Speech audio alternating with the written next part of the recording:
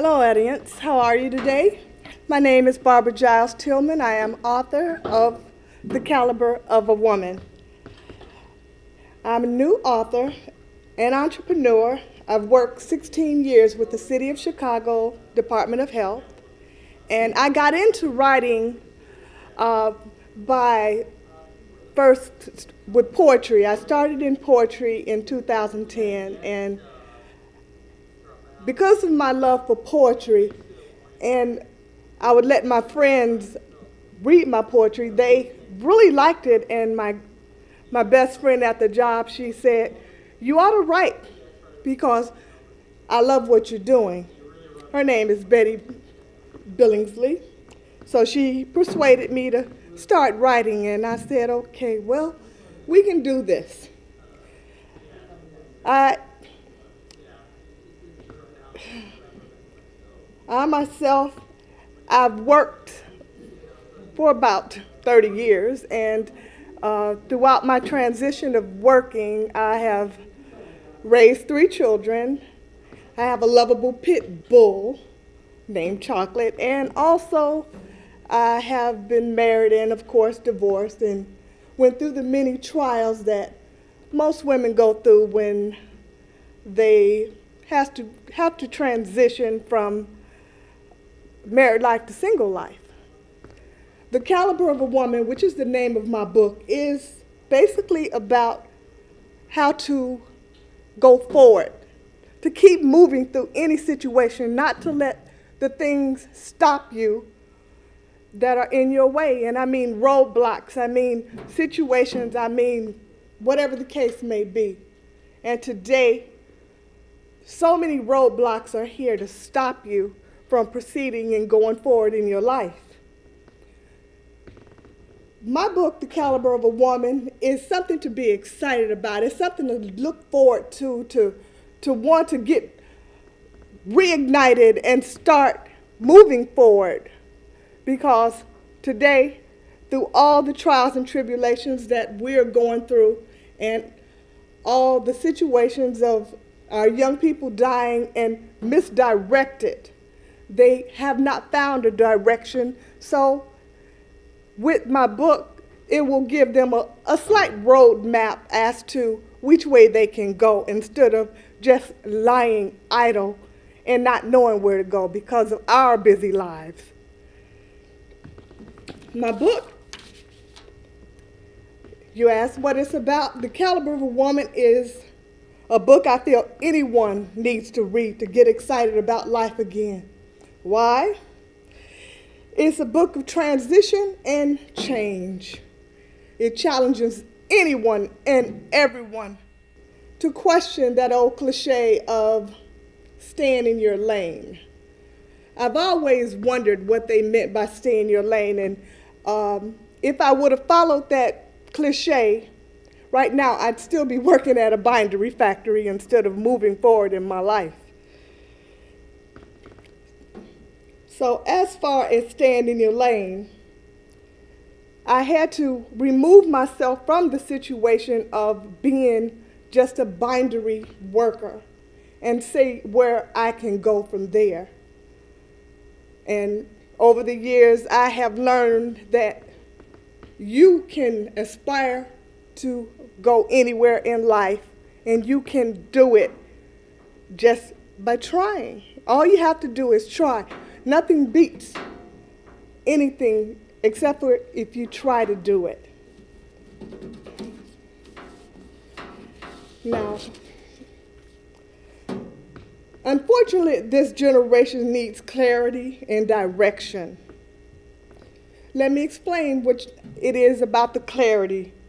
What was once a question of logic and belief and custom, that stereotype has now gone to the wayside because of so many changes that has went on for the last 10 years. They feel that they have no life to live. There's nothing to look forward to. And I feel sometimes that's why they end up going to the streets. And that's not always the case, but sometimes it is because they really don't know where to go. And with the caliber of a woman, it will give those from 15 to 50 the opportunity to look around and see if there's something different that they can go forward to.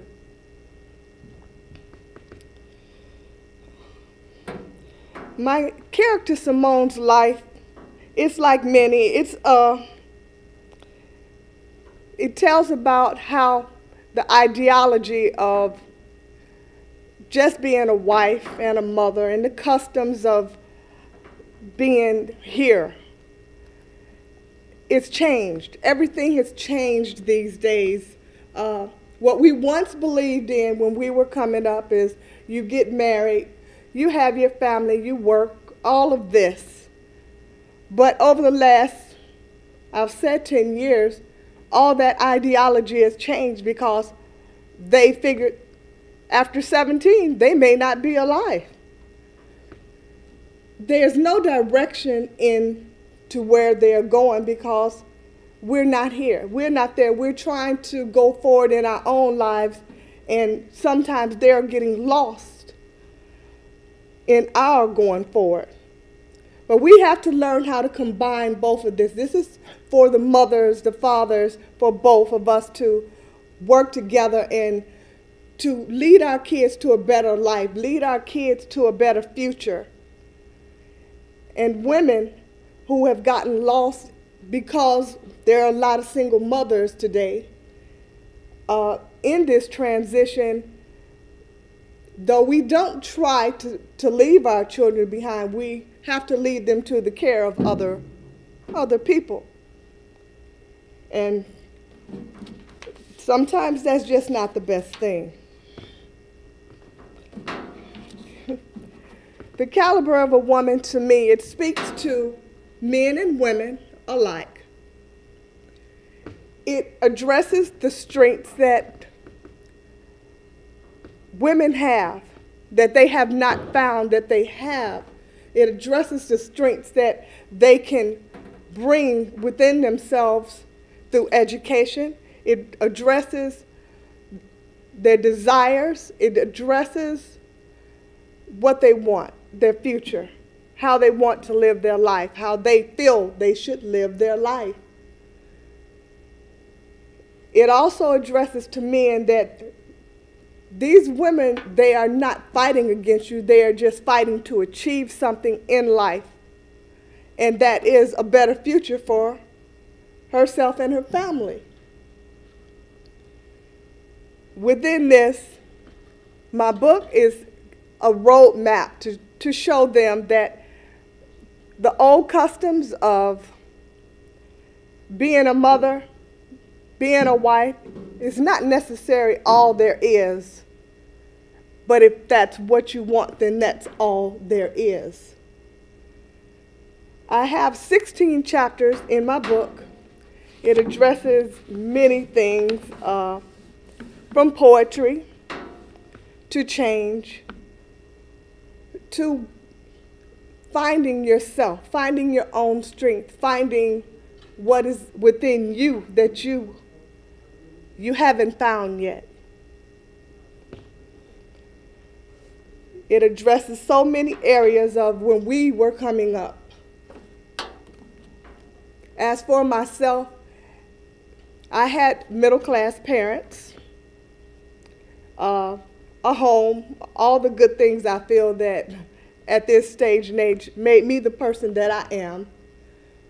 But I ran into so many different things within my life that of course, I had no one to look to because my parents were working, both mother and father. And when you have brothers that are the only ones who can raise you at that time, they are not thinking about you. They're thinking about the girls out there.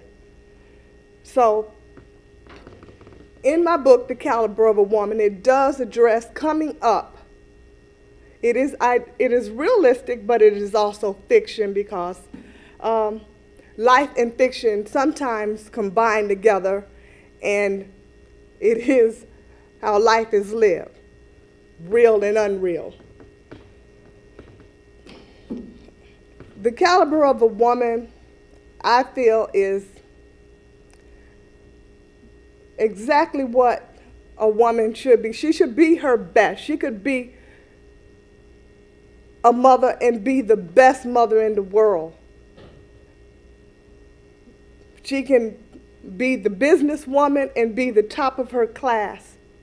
But if she hasn't found within herself that strength, that person that's telling her to move forward, she's going to be stopped by so many different things that today, that's what is out here. Things that are going to stop you, from your job to your family to everyday obstacles that we encounter.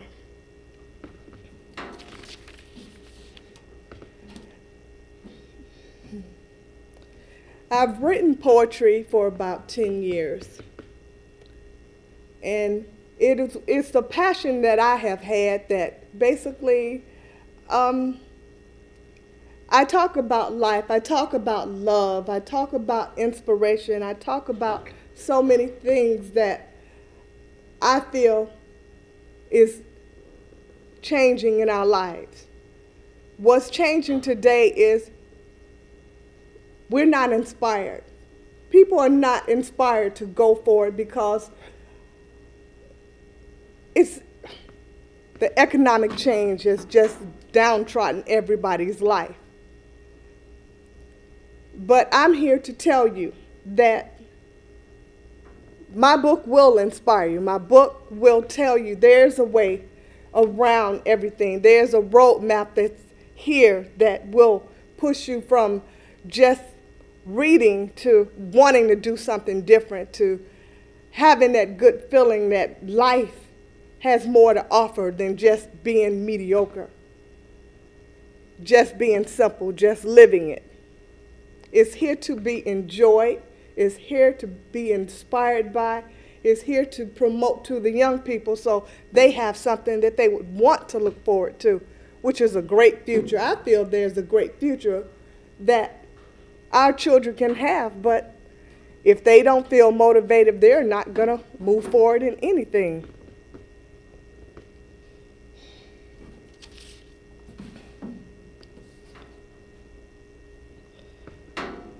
The caliber of a woman, the meaning behind the caliber of a woman is that you within yourself, you have a degree of importance, a degree of strength that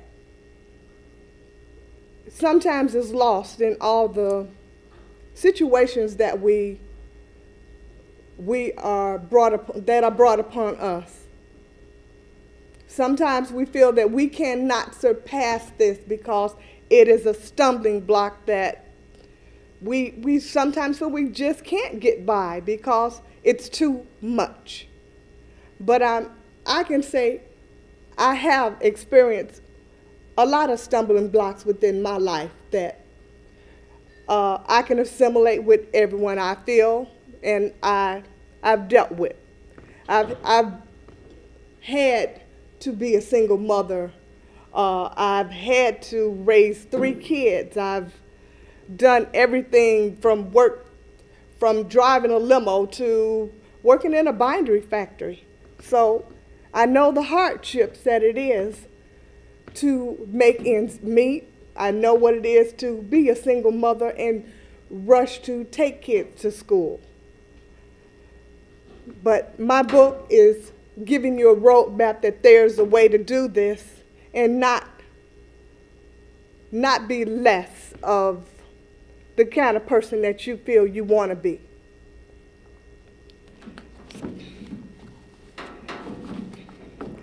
In my book, I will show you that even through the hardest of times, even through death, even through despair, there is a brighter way. There's a bigger future for you.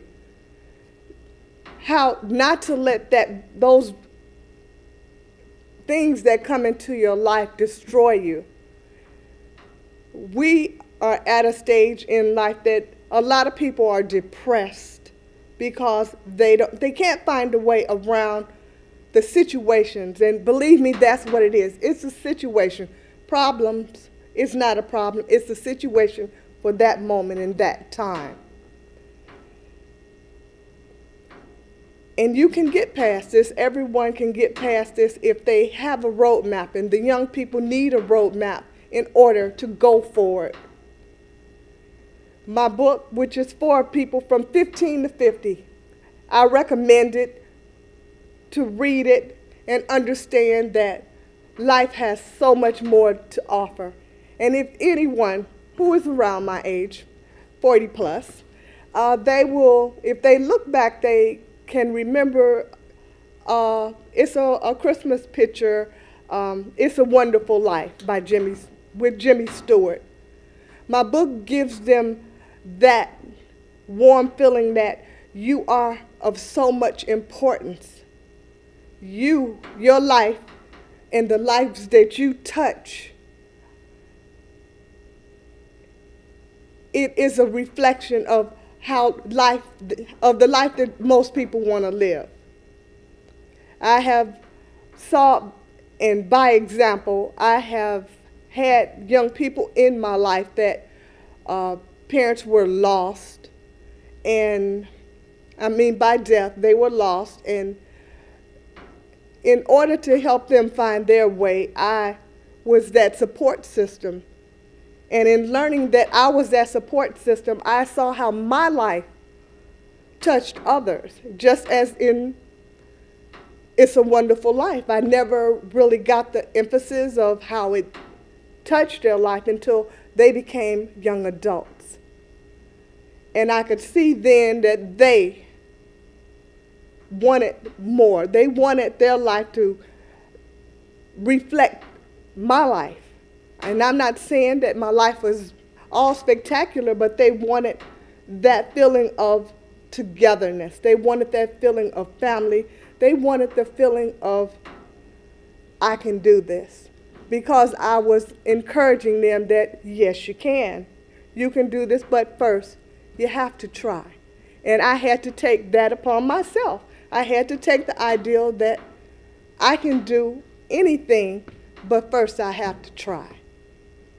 And the stumbling blocks that kept knocking me down, most of us will encounter and have encountered.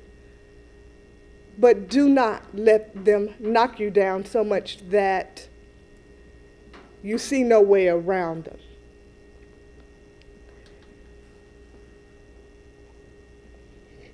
Today, we look at life, and we look at our young people, and it's hard. It's hard for many of us to know about how they're being killed, how the streets are absorbing our children. And because we say we're first-time parents, we need a way to talk with our children. We need a way to communicate. Well, within my book, and through my character Simone's life, you will see that she's not much more different than you. She grows up in a small community, just like many of us do. She has to deal with the different aspects of racism. She has to deal with the different aspects of how people can basically hurt you and care less.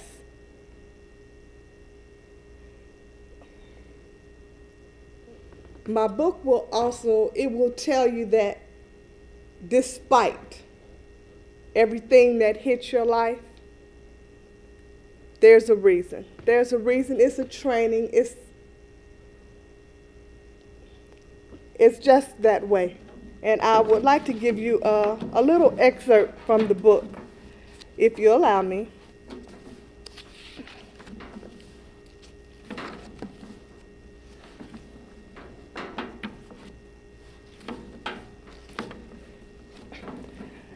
It is chapter 5, Visions and Virtue.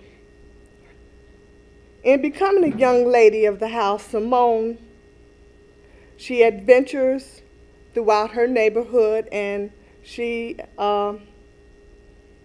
is encountered by a young man who, because of her age, she does not understand that he has befriended her, and he was not one of the people who most parents would prefer for you to be, for their children to be around, because they found out later that he was a pedophile. But these are the kind of people that our children, they meet, they befriend, and because we're not there to teach them, sometimes, just sometimes, they can seep into our children's lives and change them.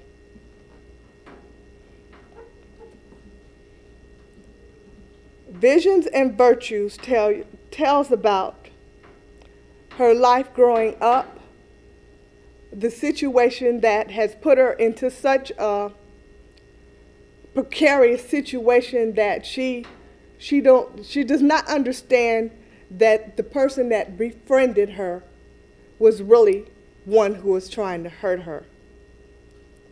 And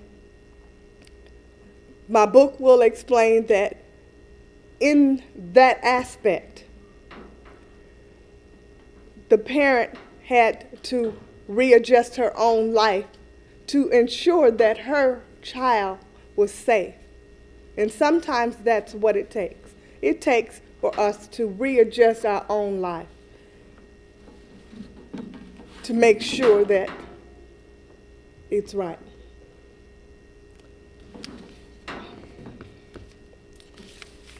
I hope that I have given you some good information about the caliber of a woman, because it is a book to give you the strength and the courage to readdress your life so that your future can be the future that you want. And it is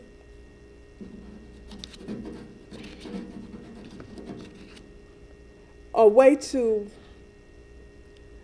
not change your life, but readjust your thinking in how you want your life to be lived, because most people, they want a better life. They just have not figured out how to get it.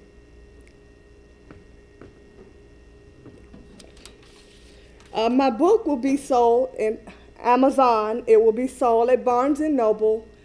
The Caliber of a Woman. Please pick up a copy.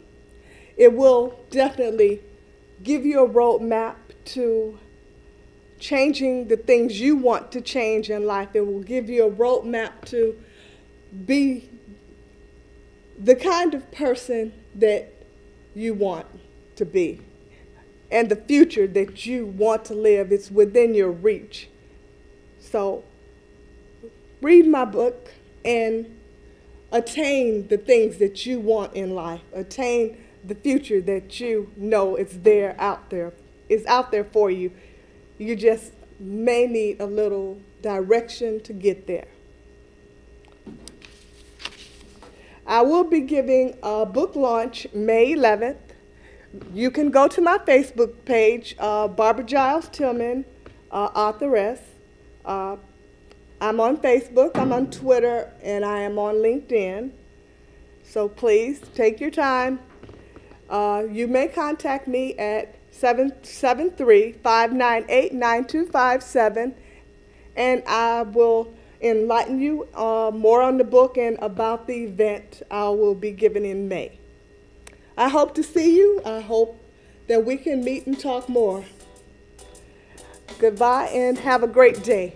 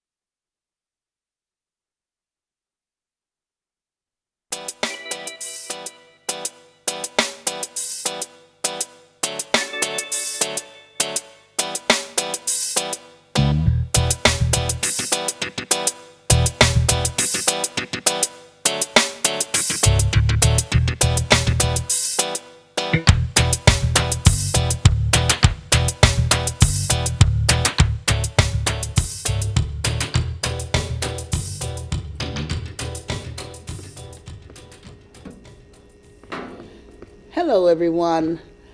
My name is Ernestine Gwendolyn Standberry, and I am president of the International Prolife Federation. I want to give you a little bit about our organization. The International Prolife Federation is a non-for-profit NGO. We're political, and we're for men, women, and children of all ages and cultures, irrespective of religion. We are also an organization who stand firmly and boldly against Roe v. Wade. Today's program, I want to promote Nguzo Saba, which is the principles of Kwanzaa. I want to promote this 24/7 for the born and the unborn. This is speaking out to the churches and to the many, many people who are priests and church leaders, elders, people sitting in church. It's like today, I know that so many unborn babies have been murdered on this day. Now, this is on a Friday. Now, Sunday, when we go to our churches, you're going to hear the preachers preach about everything except trying to save the life of the unborn. And really and truly, I think for me to say this, and I absolutely mean what I'm saying, I think for all preachers and pastors and people, even the Pope, anybody who's sitting in church and they are not standing up for the right to life of children, they're bitches. They're worse than that. That's a name worse than that to call people who are not standing up for the right to life. And I say this to the current Pope and the one that's going to be Pope and the preachers and the churches. All these big mega churches, we have to stop the violence from the womb. Then we know we'll see a result, stopping violence to the tomb. I want to give you a little rundown about the 7 principles of Kwanzaa. The first one is umoja, which is unity. The second one is kujichagulia, that's self-determination. And the third day is ujima, which is collective work and responsibility. Then on the fourth day, we have ujama, that's cooperative economics. The fifth day is nia, which is the purpose. The sixth day is kuumba, which is creativity. And on January the 31st, this is imani, that's faith, to believe in ourselves and our nation. I just wanted to say that I am so proud of our chapter in Nigeria. I'm so thankful for the young men who are standing up against abortion and also who are into